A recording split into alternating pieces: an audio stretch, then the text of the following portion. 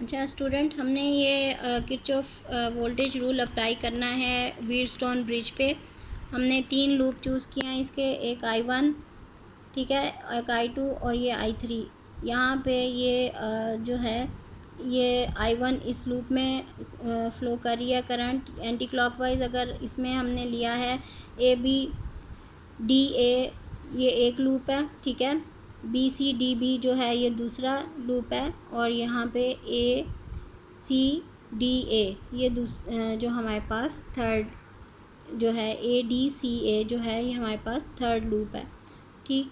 और हमारे पास करंट जो है वो I1 I2 I3, और अगर एक एंटी क्लॉकवाइज है तो बाकी भी दोनों एंटी क्लॉकवाइज डायरेक्शन में होंगी। सबसे पहले हम ABDA जो लूप है उसमें हम अप्लाई करते हैं Kirchhoff second rule.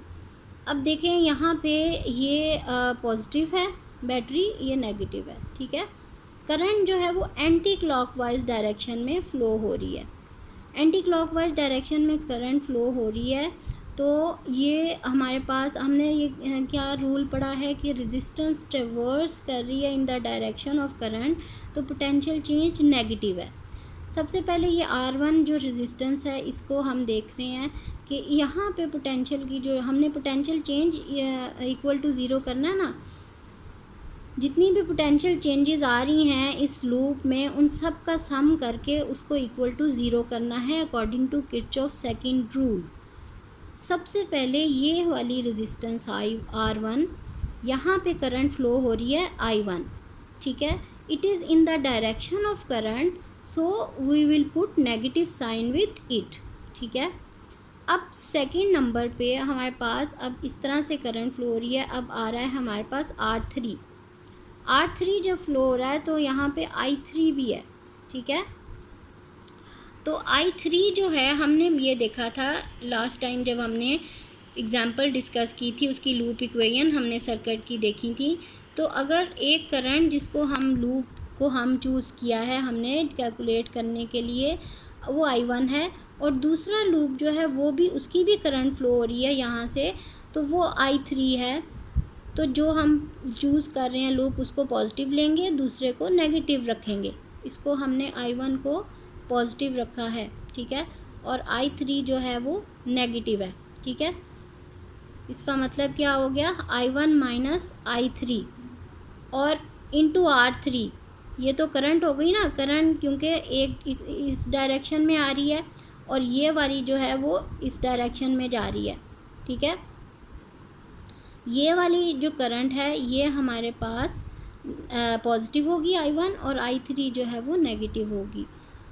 I1 minus I3 R3 into R3 के साथ भी नेगेटिव साइन आएगा क्योंकि ये इन द डायरेक्शन ऑफ करंट है, तो नेगेटिव साइन आएगा। अब यहाँ पे IG जो है ये करंट, गैल्वेनोमीटर की करंट जो है वो क्या कहलाती है, IG, ठीक है। और यहाँ से करंट फ्लो हो रही है I1 ने अपवर्ड जाना है, और ये जो IG जो है इसकी यहाँ पे I2 भी आ रही है, ठीक है। I2 डाउनवर्ड आ रही है जो कि इसमें से गैल्वेनोमीटर में से पास हो रही है।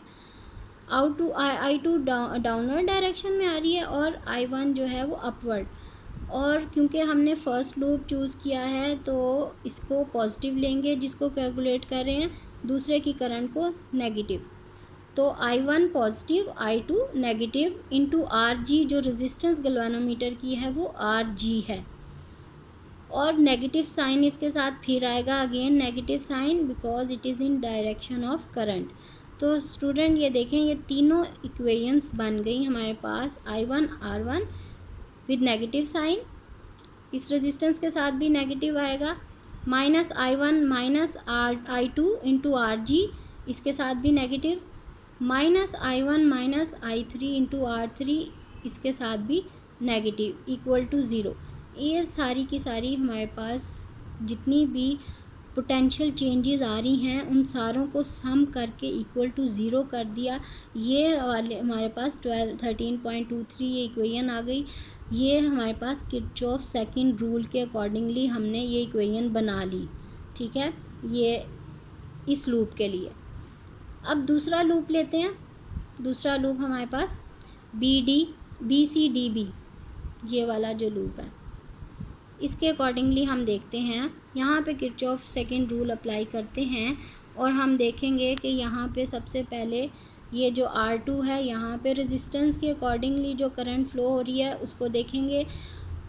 वोल्टेज जो ड्रॉप हो रही है वो क्या है, I2R2, ठीक है, I2R2 विद नेगेटिव साइन।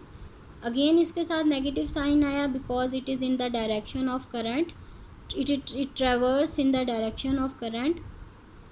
उसके बाद I2 I3 हमारे पास ये जो I3 करंट जो है यहाँ पे R4 रेजिस्टेंस के अकॉर्डिंगली हमने देखनी है ना कि कितनी करंट फ्लो हो रही है इस रेजिस्टेंस में।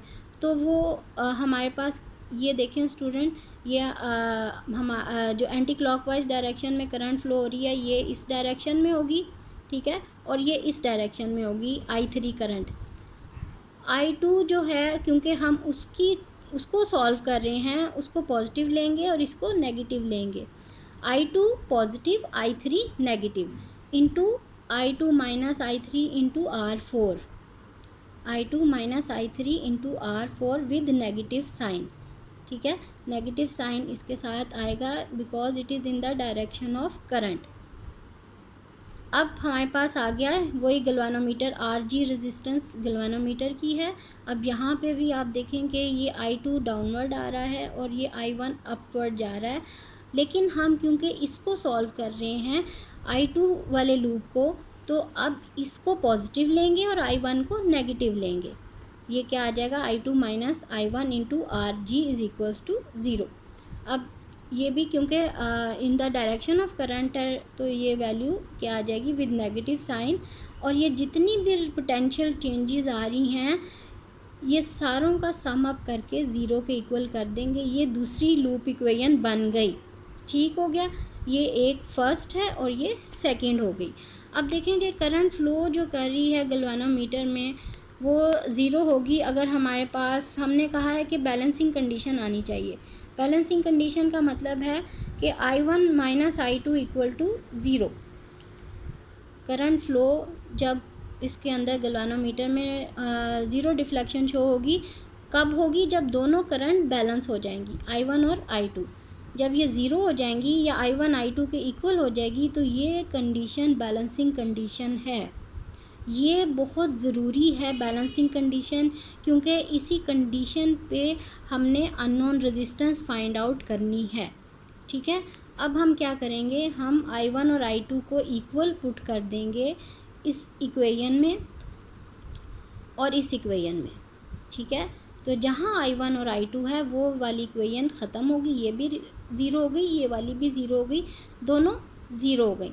और यहाँ I1 की जगह, यहाँ पे I2 की जगह I1 लिख दिया, जहाँ जहाँ I1 I2 आ रहा है वहाँ I1 लिख दिया, ठीक है।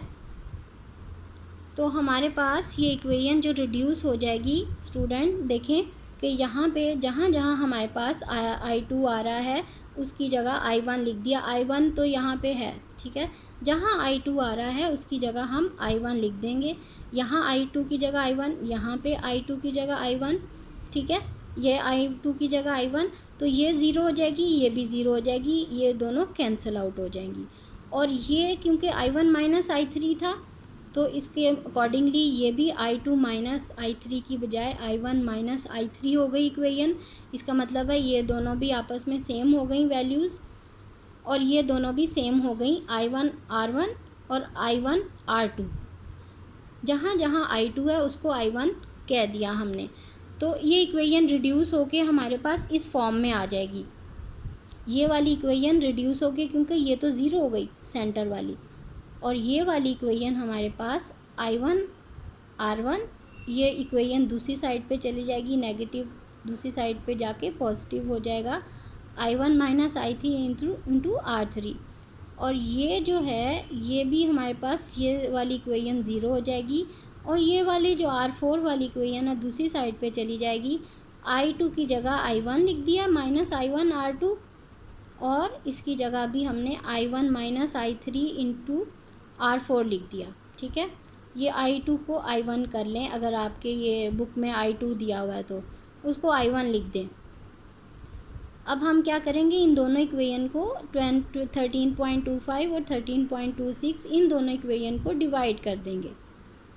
जब हमने इन दोनों को ऊपर नीचे डिवाइड किया तो ये I1 क्योंकि सेम है, ये कैंसिल हो जाएंगे, नेगेटिव साइन भी कैंसिल हो जाएगा। यहाँ पे भी I1 माइनस I3 है, यहाँ पे भी I1 माइनस I3 है। मैंने आपको करेक्ट करवाया कि ये इस इक्वेशन में I2 अगर लिखा तो इसको I1 कह दें, I1 लिख लें, तो ये दोनों सेम हो जाएंगी। I1 minus I3 into R3, I1 minus I3 into R4, ये भी सेम हो जाएंगी, डिवाइड होके कैंसिल आउट हो जाएंगी वैल्यू। सिर्फ हमारे पास क्या रह गई, resistance R1 over R2 into is equals to R3 over R4। तो ये हमारे पास कंडीशन है, ये सेटिस्फाई होगी। कब सेटिस्फाई होगी, जब when no current flow through the galvanometer, so it shows no deflection और zero deflection। तो इस कन्वर्सली क्या है कि galvanometer in the Wheatstone bridge gives no deflection, ये बैलेंसिंग कंडीशन आ जाएगी और हमारे पास, और तब हम क्या करेंगे, अननोन रेजिस्टेंस फाइंड आउट कर लेंगे।